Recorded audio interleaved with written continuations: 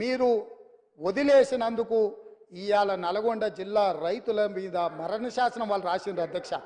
అదేవిధంగా కల్వకుర్తి లిఫ్ట్ ఈనాటికి పూర్తి చేయలే, కల్వకుర్తి లిఫ్ట్ ఈనాటికి పూర్తి చేయలే. పాలమూరు రంగారెడ్డిలో 27,000 కోట్ల రూపాయలు ఖర్చు పెడితే గుంట భూమికి కూడా నీళ్ళు ఇవ్వలే. ఇవాళ కల్వకుర్తి, పాలమూరు రంగారెడ్డి, ఎస్ఎల్బిసి ఈ ప్రాజెక్టులన్నీ పూర్తయితే కూడా పర్ డే మనం 2 టీఎంసీల నీళ్లు కూడా తీసుకోలేము అధ్యక్ష. ఇవాళ నేను చెప్పదలుచుకున్న అధ్యక్ష, ఆంధ్రప్రదేశ్ రాష్ట్రంలో పూర్తి చేసుకున్న ప్రాజెక్టులు 12.5 టీఎంసీలు పర్ డే తరలించకపోవడానికి ఉంటే తెలంగాణలో కృష్ణానది మీద కట్టిన ప్రాజెక్టులు మొత్తం కలిపి 2 టీఎంసీలు కూడా కాదు అధ్యక్ష. 10 ఏళ్ళ అవకాశం ఇచ్చిన ఈ పాలమూరు రంగారెడ్డి లేకపోతే కల్వకుర్తి లేకపోతే ఎస్ఎల్బిసి పూర్తి చేయకపోవడానికి వీళ్ళు కారణం కాదా అధ్యక్ష? ఇంత అన్యాయము ఉమ్మడి రాష్ట్రంలో కూడా తెలంగాణ ప్రాంతానికి జరగలేదు. వీళ్ళ పాలనలో తెలంగాణ ప్రజల పట్ల కృష్ణానది జలాల మీద మరణ శాసనం రాసిండ్రు అధ్యక్ష. వీళ్ళు ఇయాల నేను అడుగుతున్నా వీళ్ళను అధ్యక్ష, ఇయాల వీళ్ళని నేను అడుగుతున్నా, మీకు ఏమైనా చిత్తశుద్ధి ఉంటే మేము చేసే ప్రయత్నంలో, మేము చేస్తున్న పోరాటంలో రాజకీయాలు పక్కన పెట్టి ముందుకు రావాలి, కానీ మా కాళ్ళలో కట్టెపెట్టి కింద పడేస్తే ఏమవుతుంది అధ్యక్ష? వీళ్ళకి అధికారం వచ్చుడు సంగతి దేవుడు ఎరుగు, కానీ తెలంగాణ రైతుల జీవితాలతో చెలగాటం ఆడుతున్నారు అధ్యక్ష రాజకీయ స్వార్థం కోసము. ఇదా అధ్యక్ష? ఇదా వీళ్ళ నుంచి ఆశించేది? 10 ఏళ్ళ అధికారం ఇచ్చినా ఇంకా అధికార దాహం తీరలేదు. సెంటిమెంట్ను రెచ్చగొట్టాలి, దానికి ఆయింట్మెంట్ ఉయ్యాలి, వచ్చే ఎన్నికలలో డబ్బలో ఓట్లు వేసుకోవాలన్న ధ్యాస తప్ప ఈ సమస్యను ఎట్లా ఎదుర్కోవాలి, ఈ సమస్యను కలిసి వస్తామన్న ఆలోచన ఎందుకు వీళ్ళకి రావడం లేదు అధ్యక్ష? నేను అడుగుతున్న తమ ద్వారా. ఇంత కీలకమైన అంశం ఈరోజు సభలో ఉండి చర్చించి వారి అనుభవం అంతా రంగరించి వారు చదివిన 80,000 పుస్తకాల జ్ఞానాన్ని మాకు కొంతైనా పంచితే ఈ ప్రభుత్వం సరైన దిశగా ఇంకా వేగవంతంగా పనిచేయడానికి ఉపయోగపడుతుంది కదా అధ్యక్ష. వారేమో రారు, వీరేమో నిజాలు మాట్లాడారు. ఇది వాళ్ళ బాధ, వాళ్ళ ఆలోచన అధ్యక్ష. అందుకే అధ్యక్ష ఈరోజు కృష్ణానది జలాల గురించి పదే పదే మిత్రుడు ప్రస్తావిస్తున్నాడు. అసలు కృష్ణానది జలాలు వాళ్ళకి అప్పచెప్పింది ఎవరు అధ్యక్ష? 2015లో పోయి సంతకం పెట్టి వచ్చింది ఎవరు అధ్యక్ష? వీళ్ళు కాదా? వారే సాగునీటి పారుదల శాఖ మంత్రి కాదా? మురళీధర్ రావు గారు ఈఎన్సీ కాదా? సాగునీటి పారుదల సలహాదారుడు విద్యాసాగరరావు గారు వాళ్ళ పార్టీ సభ్యుడు కాదా? వీళ్ళందరూ పోయి 811 టీఎంసీల నికర జలాలు ఉమ్మడి ఆంధ్రప్రదేశ్కు కేటాయిస్తే ఆనాడు వీళ్ళు తెలంగాణ ప్రాంతంలో 68% క్యాచ్మెంట్ ఏరియా ఉంటే 68% వాటా మాకు నీళ్లు రావాలని కొట్లాడాల్సింది పోయి 811 టీఎంసీలలో 512 టీఎంసీలు ఆంధ్రప్రదేశ్కు అధికారికంగా సంతకం పెట్టి మన తెలంగాణ రైతుల హక్కులను వాళ్ళకి దారిదత్తం చేసి 299 టీఎంసీలకు సంతకం పెట్టి వచ్చిందే వాళ్ళ అధ్యక్ష. ఇంకా కూడా అబద్ధాలు బుకాయించాలనుకుంటారు. పాపం ఆయన ఎవరు? లేదు ఒక్క నిమిషం. నామా నాగేశ్వరరావు గారు ఖమ్మం జిల్లా ఎంపీ. పాపం తెలియక ఆయన ప్రశ్న అడిగిండు పార్లమెంట్లో. ఎన్నడొచ్చింది? 8/2/2024 నాడు. ఇవాళ ఎంత తారీఖు? 9. నిన్ననే పాపం నిన్ననే పార్లమెంట్లో సమాధానం ఇచ్చింది జలశక్తి మంత్రి తుమ్మల నాగేశ్వరరావు. మన ఎవరు నామా నాగేశ్వరరావు గారు అడిగితే ఏం చెప్పిండు? స్పష్టంగా తెలంగాణ రాష్ట్ర ప్రభుత్వం ఒప్పుకొని సంతకాలు పెట్టినందుకు నీటి కేటాయింపులు చేసిన ఇద్దరు కలిసి సంతకం పెట్టారు. సంతకం ప్రకారము 2015-16లో 512.04 టీఎంసీలు ఆంధ్రప్రదేశ్కి ఇచ్చినాం. తెలంగాణకు 299.96 టీఎంసీలు తెలంగాణకి ఇచ్చినాం. 18th and 19th June 2 Telangana రాష్ట్రము 14లో ఏర్పడితే సంవత్సరం తిరిగే లోపల 18th and 19th జూన్ 2015 వీళ్ళు పోయి సంతకాలు పెట్టారు.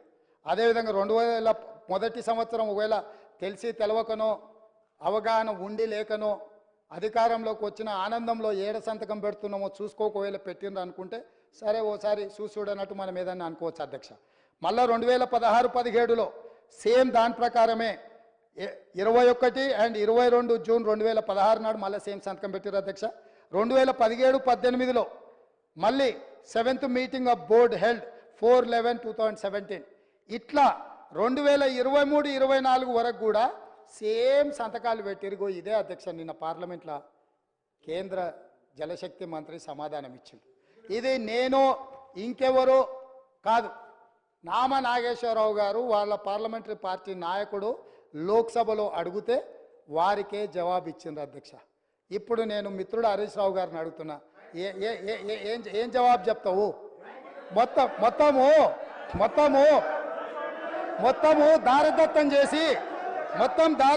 చేసి తెలంగాణ